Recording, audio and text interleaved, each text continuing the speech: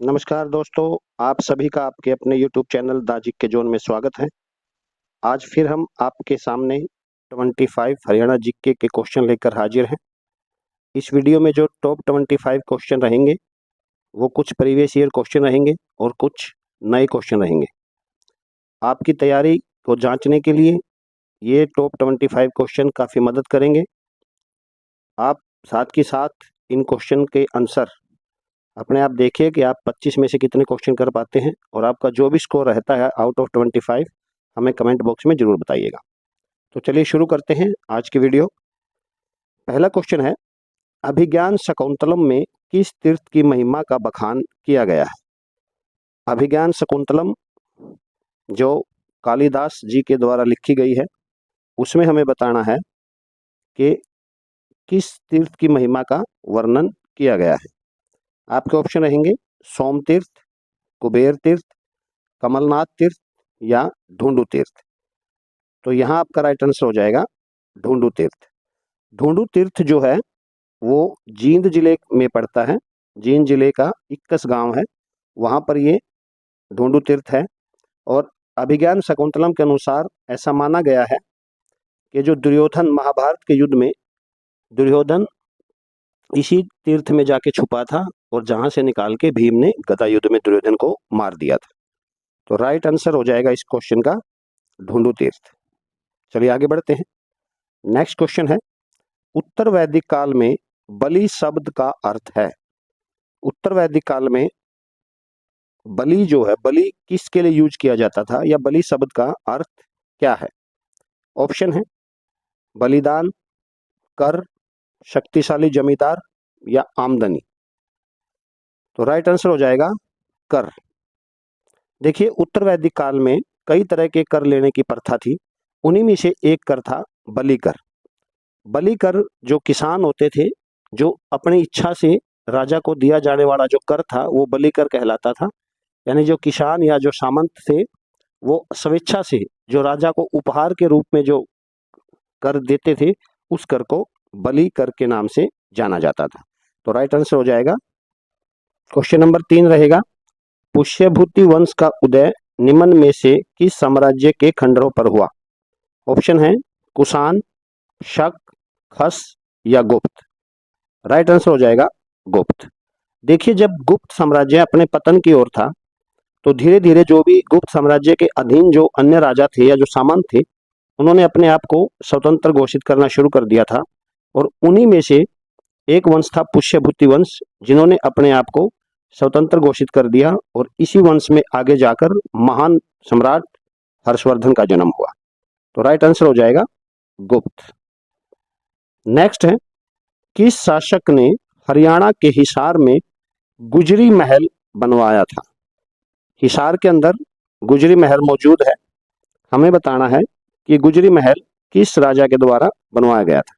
Option है मोहम्मद बिन तुगलक, फिरोज शाह तुगलक, कुतुबुद्दीन ऐबक या इनमें से कोई नहीं।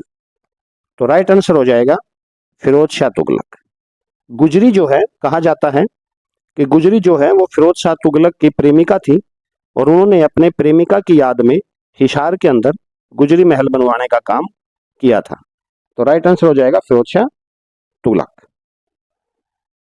अगला क्वेश्चन है, दिल्ली की गद्दी पर बैठने से पहले कुतुबुद्दीन ऐबक निम्न में से कहां का इख्तियार था? देखिए, कुतुबुद्दीन ऐबक जो है वो मोहम्मद गौरी का दास था, गुलाम था मोहम्मद गौरी का।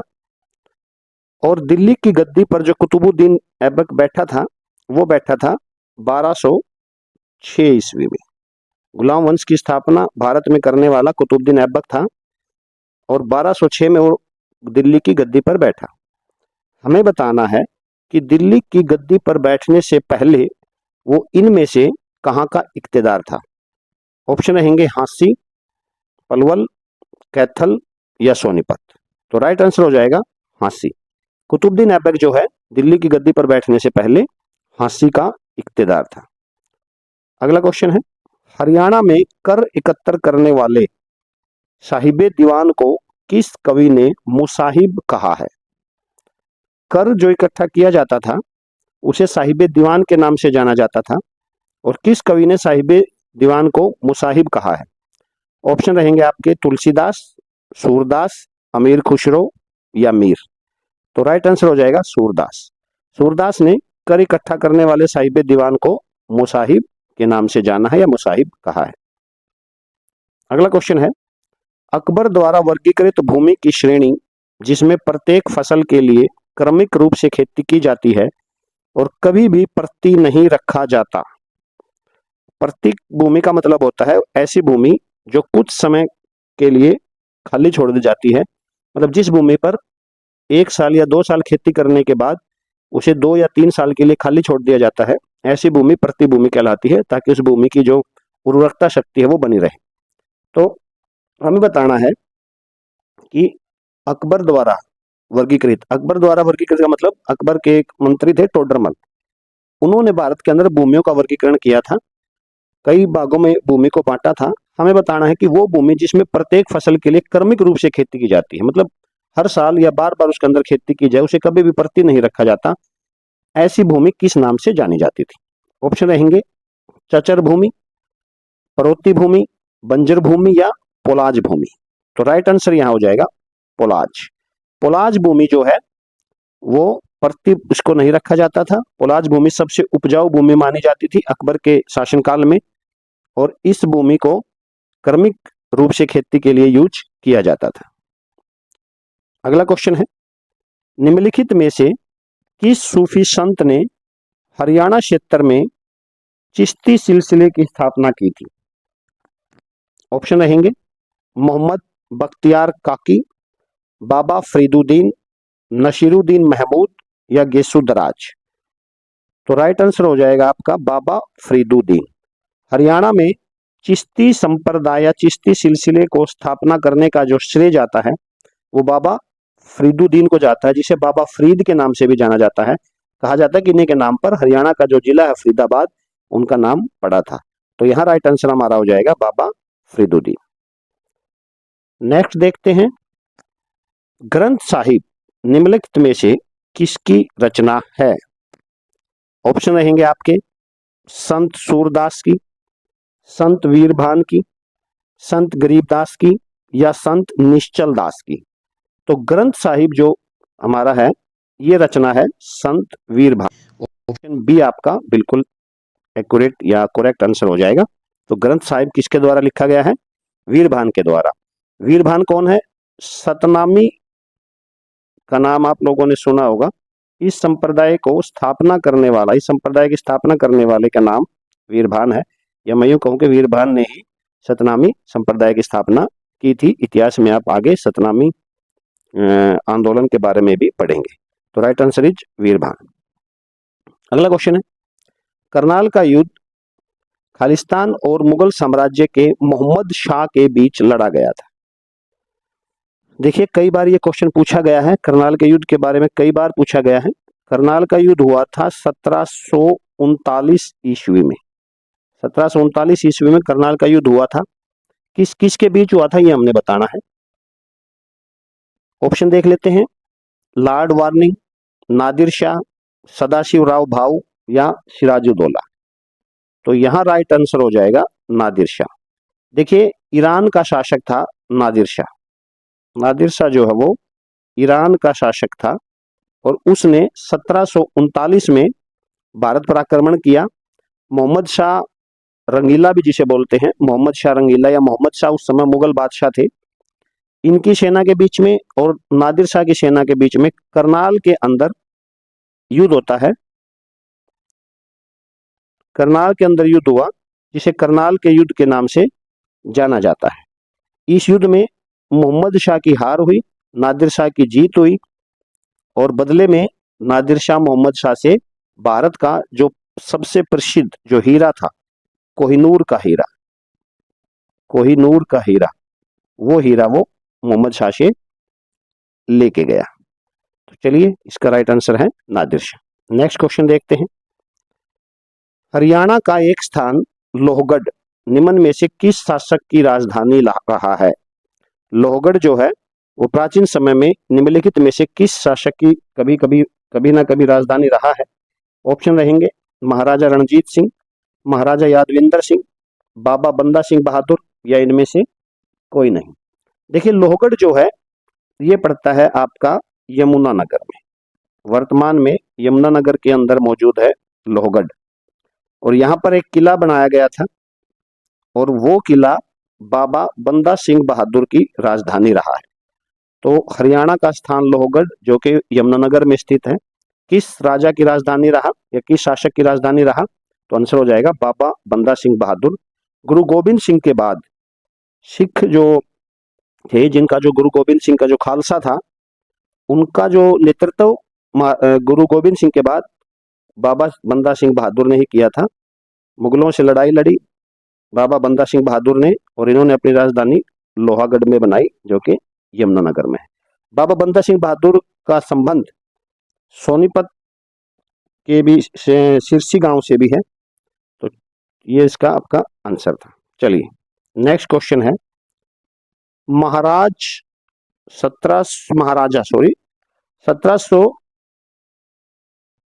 ये थोड़ा मिस्टेक है, महाराज ये नहीं है यहाँ, ये गलत लिखा गया है यहाँ।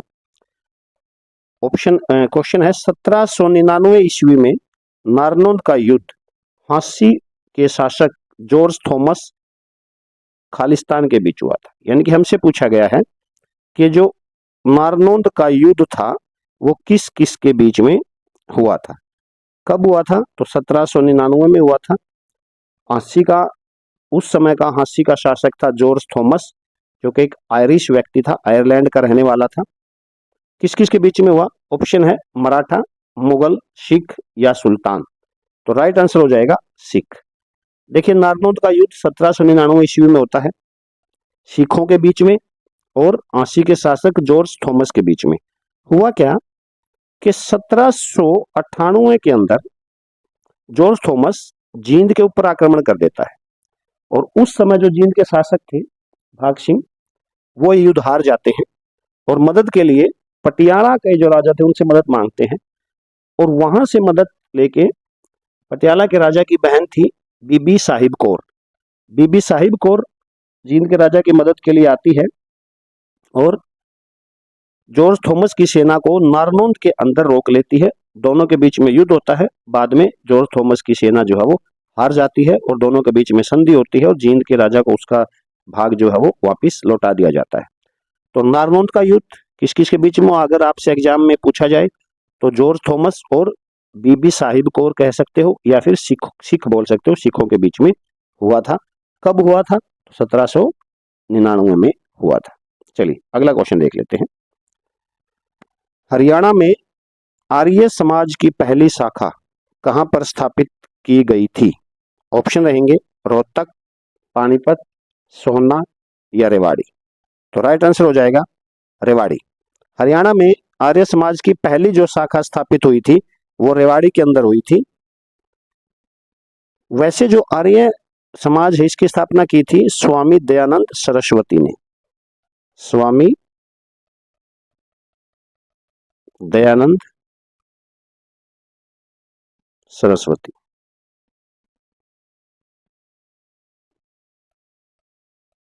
और कहां की थी? तो ये की थी बंबई के अंदर। कहां की थी? तो ये हुई थी बंबई में। और कब हुई थी? तो 1875 में। ठीक है। हरियाणा की अगर बात की जाए तो हरियाणा में आर्य समाज की जो शाखा है वो सबसे पहले स्थापित की गई थी रेवाड़ी के अंदर। अगला क्वेश्चन देख लेते हैं। नेक्स्ट क्वेश्चन है, किसी समझौते के द्वारा मराठों को बहादुरगढ़ किला ब्रिटिश को हस्तांतरित करना पड़ा? किस समझौते के द्वारा मराठों को जो बहादुरगढ़ किला है वो अंग्रेजों को देना पड़ा था? देखिए अंग्रेजों के अधिकार क्षेत्र में आने से पहले जो हरियाणा है वो मराठों के अधिकार क्षेत्र में था। हमें बताना है कि कौन सी ऐसी संधि थी जिसके द्वारा जो बहादुरगढ़ का किला था वो अंग्रेजों को सौंपा गया। ऑप्शन रहेंगे ग्वालियर का,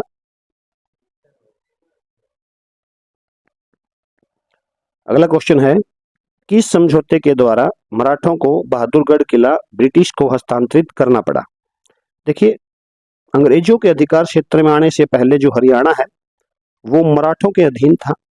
हमें बताना है कि किस संधि के अनुसार जो बहादुरगढ़ का किला है वो मराठों को अंग्रेजों को देना पड़ा।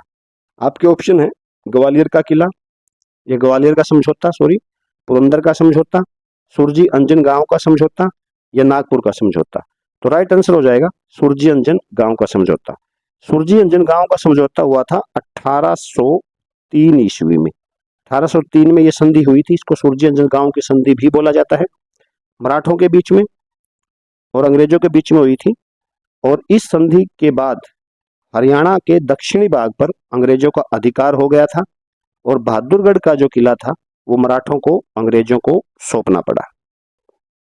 आगे बढ़ते हैं, अगला क्वेश्चन है 1833 में ब्रिटिश ने हरियाणा से संबंधित एक नए उत्तर पश्चिमी प्रांत का गठन किया जिसका मुख्यालय खालिस्तान में था। ऑप्शन रहेंगे मेरठ, अमृतसर, लाहौर या आगरा। देखिए 1833 से पहले हरियाणा जो था वो बंगाल प्रेसिडेंसी के अधीन आता था। 1833 में पुनर्गठन किया गया और एक नया प्रांत बनाया गया जिसे उत्तर पश्चिमी प्रांत के नाम से जाना गया, और हरियाणा जो है 1833 में इसी उत्तर पश्चिमी प्रांत के अधिकार क्षेत्र में आ गया। हमें बताना है कि उत्तर पश्चिमी प्रांत का जो मुख्यालय है वो कहाँ था। ऑप्शन है मेरठ, अमृतसर, लाहौर या आगरा। तो इसका राइट आंसर हो जाएगा आगरा। जो नया प्रांत बनाया गया था उसका मुख्यालय था आगरा। चलिए नेक्स्ट क्वेश्चन देखते हैं। अगला क्वेश्चन है राव तुलाराम निम्नलिखित में से किस जाने जाते हैं। ऑप्शन रहेंगे राव तुलाराम किसके लिए जाने जाते हैं। ऑप्शन रहेंगे हरियाणा से 1857 के विद्रोह का एक महत्वपूर्ण नेता, हरियाणा की एक कवि, हरियाणा के एक थिएटर कलाकार या हरियाणा के राज्यपाल। राइट आंसर हो जाएगा हरियाणा के 1857 के विद्रोह का एक महत्वपूर्ण नेता। देखिए राव तुलाराम ने रेवाड़ी से 1857 की क्रांति का नेतृत्व किया था। बड़े ही बहादुरी से अंग्रेजों का सामना किया। नसीबपुर की जंग हुई, आप ये याद रखिएगा, नसीबपुर की जंग हुई। नसीबपुर की जंग में राव तुलाराम ने अंग्रेजों का सामना किया लेकिन युद्ध में हार गए। हारने के बाद जो राव तुलाराम जी थे वो चले गए काबुल, और वहीं काबुल में 23 सितंबर